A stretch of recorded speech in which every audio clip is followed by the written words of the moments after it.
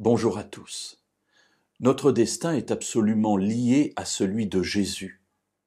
Effectivement, depuis le premier péché, nous sommes là dans l'attente de celui qui viendra nous sauver de ce mal. Et c'est Jésus qui a accompli cette mission, et ainsi, si nous voulons être sauvés, il nous faut passer par Jésus. Et ce lien très fort qui nous unit au Messie, nous le trouvons détaillé dans de multiples passages du Deuxième Testament qui sera un commentaire de la venue de Dieu dans notre monde au travers de Jésus. Dans sa deuxième lettre à Timothée, l'apôtre Paul nous dit la chose suivante au chapitre 2 et au verset 11 et 12. « Cette parole est certaine.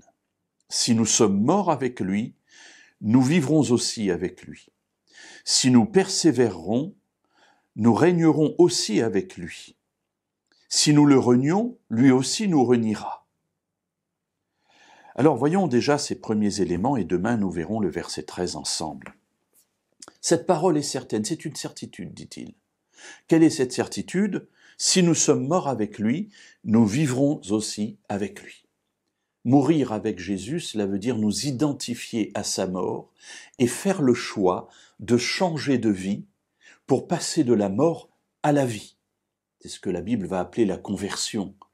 Nous décidons d'abandonner notre ancienne vie où nous péchons volontairement et, j'allais dire, avec plaisir, et nous nous tournons vers Dieu pour recevoir de lui une nouvelle vie où le péché sera pour nous en horreur, et si par malheur nous tombons encore, nous pourrons nous tourner vers Jésus qui, lui, nous assure du pardon grâce à sa mort et à sa résurrection. Alors si nous mourrons avec lui, mais nous vivrons aussi avec lui, parce que si Jésus est ressuscité, l'assurance nous est donnée que nous aussi, nous ressusciterons. Et vous voyez comment les choses sont imbriquées et comment tout ce qui est arrivé à Jésus nous arrivera aussi si nous nous identifions à lui. Et Paul continue. Si nous persévérons, nous régnerons aussi avec lui. Donc, aller jusqu'au bout du voyage. Il ne s'agit pas de le faire pendant 2 jours ou 2 ans ou 20 ans, mais c'est le faire jusqu'à la fin de notre vie.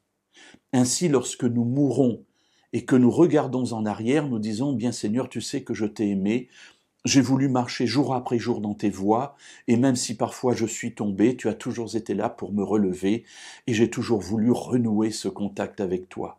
Eh bien maintenant, reçois-moi, et au moment de la résurrection, eh bien, je ressusciterai avec toi. Et face à ceux qui m'entourent, je dis haut et fort que je t'aime et que tu es mon sauveur. Voilà ce que c'est ne pas renier Jésus. Et l'apôtre Paul nous dit, eh bien, lui, ne nous reniera pas non plus. Mais si nous le renions, c'est-à-dire si nous ne voulons pas reconnaître le fait qu'il est Seigneur de notre vie, eh bien lui nous reniera aussi. Et parfois on est un peu heurté par cette parole, comment Jésus peut-il nous renier ? Ici, ce que cela signifie simplement, c'est qu'il ne nous forcera pas à être sauvés, mais il respectera notre choix.